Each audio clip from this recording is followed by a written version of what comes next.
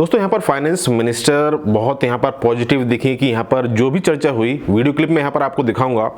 साथ ही साथ उन्होंने कहा कि भाई यहाँ पर जो चीज़ें हैं और जो आने वाले समय में हो सकती हैं, तो सबसे पहले दोस्तों आप यहाँ पर वीडियो को देख लीजिए और वीडियो को आप लाइक कर दीजिएगा और चैनल को आप सब्सक्राइब कर लीजिएगा ताकि जो भी अपडेट्स होती हैं क्रिप्टो से जुड़ी हुई वो हमारे चैनल पर आपको डेली रेगुलर मिलती रहती हैं। तो सबसे पहले जो फाइनेंस मिनिस्टर हैं मिसेज निर्मला सीतारमण, तो उनका हम यहाँ पर बयान सुनते हैं जो कि यहाँ पर आज तक के जो वहाँ पर इंडिया टुडे एनक्लेव में वो आई थी, उन्होंने उसमें क्या कहा, जिसमें उन्होंने साफ साफ कहा कि भाई किस तरह से, क्योंकि पहले आप यहाँ पर वीडियो क्लिप को एक बार कंप्लीटली सुन लीजिए। When we'd spoken to you at the peak of the crypto hype, you'd said you don't believe in the crypto asset, that this is pure speculation. I just want to call this visualization, which goes back a few years, looks at the crash, which is when a lot of people sitting here would have imagined that the crypto story is over, this was speculation, this is like tulips, this was never real. And then voila, the cockroach bounces back. Now, when you look at this chart now, more and more serious traders and firms are looking at crypto as an asset, saying if it survived so many falls, there is some underlying resilience, which even if doesn't make sense simplistically, but obviously is there, which is why it's kind of bounced back. And now, given the fact that crypto supply is also coming down, in the context of how market fundamentals are moving at this moment, is that leading the government also potentially to reassess its position on cryptos? Reassess its position. Its position has always been this, that assets created in the name of crypto can be assets for trading, assets for speculation, assets for money making, assets for many other things. We hadn't regulated them then, we haven't regulated them even now, but they cannot be currencies is what I've always held, and that's the Government of India position also. Currencies are to be issued with the fiat of the government or the central bank of the day. So that is a different story. So if they're coming back, there's resurgence, that is the asset which is being created for speculation or for trading or for whatever purpose. And it is still unregulated in India. And that is why we thought it fit to raise it in the G20 forum, because as it is so technology driven, and it will have a bearing on cross-border payments and so on. If one country regulates and others don't, it'll be an easy way of moving money, round tripping or funding drugs or even terrorism and so on. So we wanted to create a kind of a framework by taking it to the level of G20. It has been very well received, and I'm sure there will be some framework. तो दोस्तों यहाँ पर आपने सुना होगा कि finance minister ने किस तरह से यहाँ पर पॉजिटिव चीज़ों को लेकर के बात की है। मिस्टर राहुल जो वहाँ पर एंकर हैं, उन्होंने वहाँ पर कहा कि भाई क्रिप्टो के बारे में ये कहा जाता था जब पिछला बुल साइकिल के बाद में बियर मार्केट आया कि यहाँ पर अब तो डेड हो गया, अब यहाँ पर जो चीज़ें हैं वो बिल्कुल ख़त्म हो गई हैं, आने वाले समय में कुछ पता नहीं। लेकिन यहाँ पर क्रिप्टो में नए नए इन्वेस्टर्स आए हैं, जैसे कि यूएस को लेकर के यहाँ पर जो पूरी चर्चाएं हैं वो यूएस ईटीएफ को लेकर के हैं कि यहाँ पर एसईसी ने यहाँ पर जो चेयरमैन एसईसी ने यहाँ पर जो ईटीएफ है उन्हें यहाँ पर अप्रूव कर दिया, तो उसको लेकर के यहाँ पर positive movement all over the world बना हुआ है। मिसेस निर्मला सीतारमण का यही कहना कि भाई अभी तो चलो ठीक है, लेकिन यहाँ पर बिटकॉइंस और जो टेक्नोलॉजी है उसका जो गलत इस्तेमाल वो हो सकता है। ये पॉजिटिव बात वो सोच रही है कि हम टेक्नोलॉजी को नहीं रोक सकते हैं, लेकिन यहाँ पर बिटकॉइन का फंड जो टेररिज्म है उसमें, ब्लैकमेलिंग में या तमाम इस तरह की जो गतिविधि है उसमें यहाँ पर गलत इस्तेमाल हो सकता है। हम G20 फॉर्म पर जाएंगे जिसमें एक देश के करने से वहाँ पर कुछ नहीं होता। G20 के जैसे मंच पर जहाँ पर बड़े बड़े दिग्गज देश होते हैं वहाँ पर जाकर के हम अपनी बात अपना पक्ष रखेंगे कि इसको लेकर के, बिटकॉइन को लेकर के और तमाम चीज़ों को लेकर के किस तरह से रेगुलेशंस वगैरह लाए जाएं। तो ये पॉजिटिव बात है, पॉजिटिव इम्पैक्ट यहाँ पर मार्केट में इसका आया है। इसमें कोई नेगेटिविटी नहीं है कि भाई उन्होंने ये कहा नहीं।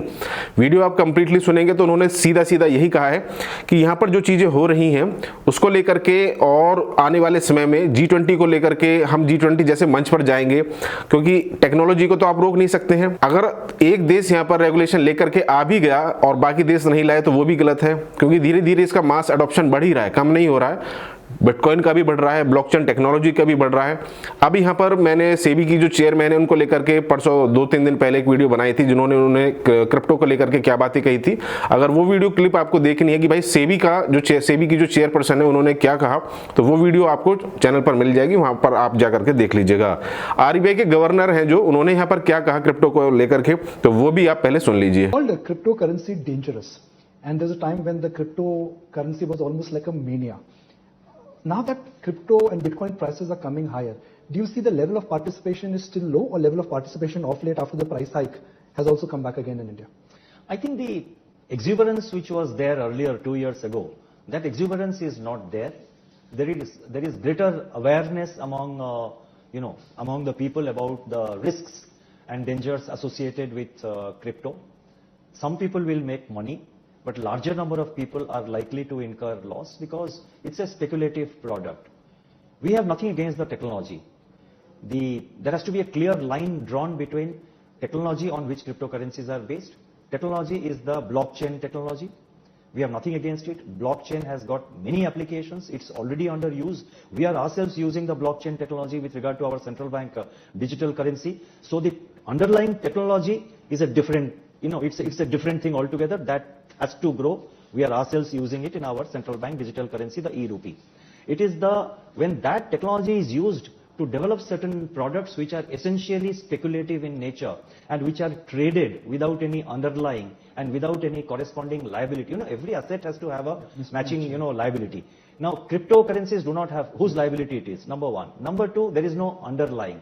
And it is a speculative product because without any underlying, some trading is going on. I sell you something for 1,000, you sell it to somebody for 2,000, somebody sells it to another person for 3,000. But what is the basis? So therefore, we call it a speculative product. And I think there is greater awareness among the people, not only in India, but internationally. And we have interaction with other central banks also very frequently. And there is greater awareness. Yes, today at the moment, as you said, some of these products are, they're sort of being traded at very high prices. And so there could be some amount of interest, which is perhaps more than what it was 1 year ago. But if you compare with where we were 2 years ago, when there was a kind of exuberance building up, I think today there is a greater. तो RBI के governor की दोस्तों आपने यहाँ पर बातें सुनी, और इन बातों को सुन करके आपको क्या लगता है? उन्होंने भी सीधा सीधा यही कहा कि भाई देखिए, हम टेक्नोलॉजी को नहीं रोक सकते हैं, लेकिन आने वाले समय में रेगुलेशंस को लेकर के या उसका मिसयूज ना हो उनको लेकर के धीरे धीरे जब चीज़ें यहाँ पर बढ़ेंगी तो वही बातें सीधे सीधी दोनों बातों के अगर हम कंक्लूजन में जाएं तो क्रिप्टो मार्केट आने वाले समय में इंडिया में भी रेगुलेट होगी। ऐसा नहीं रेगुलेट नहीं होगी, होने के चांसेस बहुत ज़्यादा हैं। सभी की जुबान पर ऑलरेडी ये शब्द आ चुका है, क्रिप्टो, बिटकॉइन, चाहे फाइनेंस मिनिस्टर हो, चाहे आरबीआई गवर्नर हो, या तमाम जो एमपीज़ हैं वो भी आपने सुने होंगे जो वो लोकसभा में और राज्यसभा में चर्चा उठाते हैं कि भाई आप इस चीज़ को, जो देश है उसे पीछे नहीं रहने दीजिए, जितना जल्दी आप इस पर लाएंगे, क्योंकि जो अलग अलग कंट्री हैं वो पहले से ही इस पर काम करना स्टार्ट कर चुके हैं, और जितना डिले होगा तो वो हो सकता है कि यहाँ पर जो नॉर्मल और ट्रेडर हैं, जो नॉर्मल और यूज़र हैं, वो इसमें आने की कोशिश तो बेशक कर रहे हो, लेकिन उन्हें सही प्लेटफॉर्म नहीं मिल रहा है।